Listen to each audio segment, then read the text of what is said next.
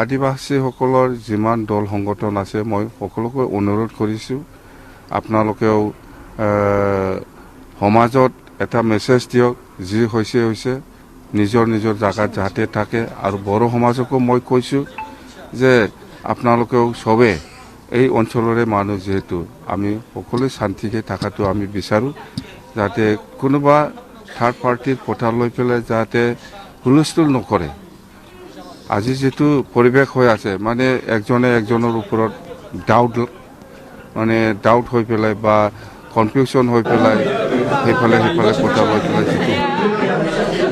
खुलुमबाय लोगोफोर जोबोद दुखुनांथाव जोङो मैया दाख्लैनिफ्रायनो नुगासिनो आदिबासीफोरा जोंनि बर' हारिखौ बुथारनानै न' सावदों जोंनि बर' हारिनि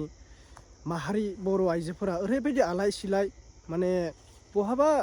दुब्लिफोरावनो संना जानो नांदों माने गिदिंबाय थादों आलाय सिलाय माने बर'आ जेबो बिमा बिफा गैया बर'आ जेबो बिजौ गुदि गैया बैफोरबायदि जाबाय माने बर'आ जेबो माने मोनथाय गैया हा गैया मिदि पात्ता गैया बैफोरबायदि जाबाय सावथालफोरा जे जोंनि मानसिखौबो बुथारनानै न'फोरखौबो जे सावलायनो हादों एसेबां हिम्मत बिसोरो जोंना बर'फोरा मानो दाउ अमाफोरबायदि बुथार जाबाय थाखो जोंना बर'फोरना गोहो दंना गैया माने बर'फोरा खौसे जानो रोंगोन ना रोङा नायबाय थानोसै सोरबा दाउ अमाफोरबायदि बुथार जाजानायखौ जों नायबाय थानोसै रावबो खौसे जानो रोंला जोंनि मेगन सिगाङावनो बर' हारिनि मेगन सिगाङावनो जे बर'खौ दाउ अमाफोरबायदि बुथारदों आदिबासीफोरा जोंनि बर'आलाय बोरै सोर सासेखौ बुथारनो हादों नै सासे मानसिबो बुथारनो हानाय खोनायाखै जोंनि बर'खौ बुथारदोंबा जोंबो बिसोरखौ फिन लाफिननांगोन बिदि नङा जे जों गिनानै थागोन बिदि नङा जों गिनानै थायोब्ला इयुनाव जोंखौ बिसोरो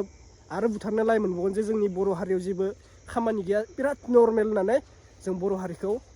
दाउ अमाफोरबायदि खासे बुथारनो हमगासिनो दा बेनिखायनो बुंदो जोंनो बै बुथार जाजानायनि न'खरनिफ्राय जोंनो बिसोरो गोबां दुखुयै जों नुनो मोन्दों बिसोरनि थाखाय जोंनो जास्टिस नांगोन आरो जोङो हमनायखौ नुनो मोन्दों जायबा आदिबासीफोरा बर'खौ बुथारदों हमनालाय मा खामानि जानो हमनाथ' जेबो खामानि जाया बेखौ जेलावसो जोबना दोनहैसिगोन दालि ओंखामजों जाहैसिगोन जोंनि बर'आथ' बिसोरखौ सासे फिनिशथ' खालामखानो हादिया आंनि बायदिब्ला आं फिनिश खालामजानो लुगैदोंमोन बिसोरखौबो सासेसो दा हमना दोननालाय मा जाबावगोन जेलाव बिसोरा थाबाय नै बोसोरनैबो नङा आजिखालि 3 मास 4 मास 6 मास 7 मास बिसोर जेलाव थानानै फिन ओंखारना फैफिनगोन जोंनि बर' हारिखौ बिसोरो मिनि ओंखाम जाहैफिनगोन ओंखाम जाफैलायफिनगोन बिसोरो बर' हारिया जोंखौ जेबो खालामनो हादिया होननानै सासेबो जोंनि बर' हारिया जेबोखौनो खालामनो हादिया जोंनि मेगन सिगाङावनो बर' हारिखौ बिसोर आदिबासीफोरा बुथारलांबाय बोरै दिनै मा खालामनो हादों जोंनि बर'फोराथ' जेबो खालामनो हायाखै मा बुंबावगोन दा नायदो जावलायबाय थानायल' जोंनि सरकारा हाग्रामा बिथाङाबो बिथांखौ जावनाय प्रमद बिथाङाबो हाग्रामा बिथांमोनखौ जावनाय बैफोरबायदि रखम आरोना दा सोरबा गोबां मानसिया बुंदों हाग्रामा बिथाङा बिटिसिआव चिफ जानायनि थाखाय बेफोरबायदि जाथाया जादों सिगां प्रमद बिथां थानायाव जायाखैमोन बैफोरबायदि आंथ' रावनिबो बाथ्रा लानानै बेफोरखौ गेजेरथिं हाबनानै राजनितिनि बागै बुङा दा जोङो बिथां हाग्रामानि खुगानिफ्राय खोनासंना लानि मा बाथ्रा बुंदो बे होबथानायनि बागै माबा जानायनि बागै नायना ला সকলৰ যিমান দল সংগঠন আছে মই সকলোকে অনুৰোধ কৰিছোঁ আপোনালোকেও সমাজত এটা মেছেজ দিয়ক যি হৈছে নিজৰ জায়গাত যাতে থাকে আৰু বড় সমাজকো মই কৈছোঁ যে আপোনালোকেও সবে এই অঞ্চলৰে মানুহ যেহেতু আমি সকলো শান্তিকে থাকাটো আমি বিচাৰোঁ যাতে কোনোবা থাৰ্ড পাৰ্টিৰ কথা লৈ পেলাই যাতে হুলস্থুল নকৰে আজি যেটো পৰিবেশ হৈ আছে মানে একজনে একজনৰ ওপৰত ডাউট হৈ পেলাই বা কনফিউজন হৈ পেলাই সেইফালে কথা লৈ পেলাই যেটো হুলস্থুল পৰিবেশ এইটো যাতে আমাৰ আদিবাসী হওক বা বড় সমাজে হওক যাতে নিজৰ জায়গাত ভালকৈ থাকে কোনো হুলস্থুল পৰিবেশ হ'ব নালাগে আইন আছে যোনে দোষী কাম কৰিছে ইয়াৰ ওপৰত আইনে ব্যৱস্থা ল'ব নিশ্চয় ল'ব আমি যিমান দূৰ জানো দিছপুৰৰ লগতো মই কথা পাতিছোঁ মুঠতে আইনটো হাতত তুলি লোৱাটো ঠিক নহয় যি হৈছে আৰু ইয়াৰ পিছত যাতে হ'ব নোৱাৰে তাৰ কাৰণে মই সকলো শ্ৰেণী ৰাইজক আদিবাসী হওক বা আমাৰ বড় সমাজে হওক সকলোৱে মিলি পেলাই থাকাটো আমি বিচাৰোঁ আদিবাসীসকলৰ যিমান দল সংগঠন আছে মই সকলোকে অনুৰোধ কৰিছোঁ আপোনালোকেও সমাজত এটা মেছেজ দিয়ক যি হৈছে হৈছে নিজৰ নিজৰ জাগাত যাতে থাকে আৰু বড়ো সমাজকো মই কৈছোঁ যে আপোনালোকেও চবে এই অঞ্চলৰে মানুহ যিহেতু আমি সকলোৱে শান্তিকে থকাটো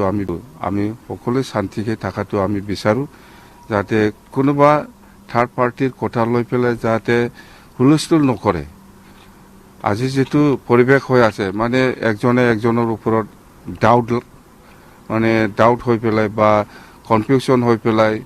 সেইফালে কথা লৈ পেলাই যিটো হুলস্থুল পৰিৱেশ এইটো যাতে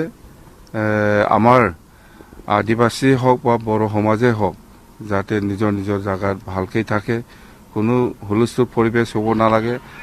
আইন আছে যোনে দোষী কাম কৰিছে ইয়াৰ ওপৰত আইনে ব্যৱস্থা ল'ব নিশ্চয় ল'ব আমি যিমান দূৰ জানো দিছপুৰৰ লগতো মই কথা পাতিছোঁ মুঠতে আইনটো হাতত তুলি লোৱাটো ঠিক নহয় যি হৈছে হৈছে আৰু ইয়াৰ পিছত যাতে হ'ব নোৱাৰে তাৰ কাৰণে মই সকলো শ্ৰেণীৰ ৰাইজক আদিবাসী হওক বা আমাৰ বড়ো সমাজে হওক সকলোৱে মিলি পেলাই থাকাটো আমি বিচাৰোঁ आंनि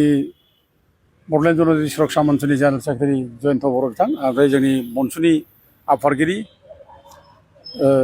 बनजिर मन्जिल बसुमतारि आरो लोगोसे बिदिनो कर्मिफोर गावबुरा आफादनि आफादगिरि दा जोङो मैया जे कारिगावनि साहा जायै जे अना खाना बर' मानसिखौ दाय गैयाजासे बुथारबाय आक्रमन खालामबाय गाज्रि दा बिनि सायाव जोङो दहाय प्रटेस्ट खालामखांबाय फुङाव आरो जों बिनि उनावनो जों दिनै दा डिसिनावबो मेम'रेन्डाम फैबाय जों दासो डिसिनिफ्राय मेम'रेन्डाम ओंखारदों दा जेरैबाबो बे दसि मानसिखौ हमनानै साजा होनांगौ जों बे बाथ्राखौ बुंबाय आरो लोगोसे बिसोरो बोरला थिर लानानै मानसिफोरखौ सिगिस' खालामबाय थायो जायगा जमो बेखौ कन्ट्रल खालामनांगौ आरो बिसोर बोरला थिरखौ हाथियार हिसाबै बाहायगासिनो दं बेखौ माने जब्द खालामनांगौ बे बाथ्राखौ बुंनाय जाबाय आरो खुनु जायगायाव जाहाथे बिसोरो जोंनि सायाव गाज्रि आक्रमन खालामनो हाया बेनि थाखाय नोजोर लाखिनांगौ बाथ्राखौ बुंनाय जाबाय ओमफ्राय दिनै बिथांमोना जोंखौ रिकुवेस्ट खालामदों जिल्ला प्रशासना जे जोंनो टाइम हो एसे टाइम हो जोंखौ अननानै बे बाथ्राखौ बुंदों आरो अथिबे आसामनि DGPआबो फैगासिनो दं बे जायगायाव जोंनो खबर होदों बिनि गेजेराव 19 जन दसि मानसिखौ हमबायबो होनना बुंदों बेनिखायनो जोङो बिथांमोनखौ जोङो माने 24 घन्टा जोङो टाइम होदों बे 24 घन्टानि गेजेराव जुदि बिथांमोनहा जों लुबैनाय बायदि एक्सन लायाब्ला जोङो गोख्रोङैनो जों आरोबाव जों डेम'क्रेटिक भाबै जों आन्दलन खालामलांगोन बे बाथ्राखौ जों बुंनाय जाबाय आरो बिथांमोना जोंखौ जुदि जावले रिकुवेस्ट खालामदोंब्ला जों बे रिकुवेस्टखौ जुदि मानियाब्ला जोंखौ गाज्रि मोनगोन बिसोर हयथ' जोंखौ माने दावराव दावसि खालामग्रा बिदि होननानै बे सिटुवेसनाव हट सिटुवेसनाव बे दावराव दावसि जानायनि बे परिबेसाव बांसिन अर सुदों होननानै बुंनानै जोंखौ माने खामानि मावनायाव बिसोर माने लेहेम खालामगोन जोंखौ बादा होदों खामानि मावनायाव माने दायनिगिरि खालामगोन बेखायनो जोङो माने खामानि मावनायनि मोनसे परिबेस लाबोनो थाखाय आरो खामानि मावब्ला बिसोरखौ जों दसि होननानै जों दाय होनो थाखाय जों बिसोरनो जों स्कप होनाय जाबाय दा बे स्कपखौ जोङो माने 24 घन्टासो मोनबाय आरो बिनि गेजेरावनो जों रायजो राजाखौ जावले आरोबाव जों खावलायहरो खुनु प्रकारे भायलेन्स जानो मोना सावथालफोरखौ जों बुंदों बिसोरनि लिडारफोरखौबो बर'फोरनि सायाव आक्रमन खालामबाय थानाय जावले बेखौ बन्द' खालामनांगौ बिथांमोनाबो हाथियार लानायखौ बन्द' खालामनांगौ जों बाथ्राखौ बुंदों भायलेन्सआ स्टप जानांगौ आरो जोंनि गेजेराव सोरबा सानै मानसिफ्रा कुसांजों बुंलाबायनो नागिरो जे माने गाज्रि माने थासारि लाबोनायनि बाथ्रा बुंनो नागिरो दा बेबायदि जानाय नङा जोङो माने खोब डिप्ल'मेटिकेलि जोङो सुस्थ' भाबै जों जुदि एक्सनखौ लायोबा आयेननि बेब'स्थाखौ जों लायाब्ला जों बे गरम बाथ्रा बुंनानै जों जेबो गैया मा गैया ओरैनो सावथाल होनो माबानो बुंलायोब्ला जों बांसिन खथि जागोन जोंहा गिनांगौ बांसिन फैगोन बेखायनो जों बे रोखोम थाङाब्लानो जों डिप्ल'मेटिक भाबै जों सुस्थ' भाबै आगयनि बिसोर दायनिगिरि जाबायब्ला बे दायनिगिरिखौ जों बे समाव नाख्रेबो बिसोरखौ साजा होनांगौ बिसोरखौ जों मोनफा बिसोरनि दायखौ जों दिनै उल्लेख खालाम दिनै जों माने बिसोरखौ नाख्रेबनि दा जों बेखौ सानदों दा रायजोफोर जों बयखौ सान्थिबो थानो जों खावलायो सान्थि था बयबो आरो सावथालफ्राबो जोङो सावथालफोर नेताखौ जों बुंहरो दा बे बिथांमोनाबो जाहाथे गावसोरनि लेभेलाव जाहाथे थायो बे बोरला थिर लालायनानै सिगिनाय देखायहरनाय बेखौ बन्द' खालामो जों बे जागोन थागिबि फिसा जोंनि सायाव बे रोखोम खालामबा जोंहा बिखावनाङो दुखु मोनो जोंहाबो थै दं जोंहाबो बोलो दं जोंनावबो खुद्रिनाय फैयो जोंहाबो दा गथे जोङो गासिखौबो जोङो माने हान्जाफोरखौ जों खावलायहरो बयबो जाहाथे संजम जायो जाहाथे बे एग्रेसिभ जाहाथे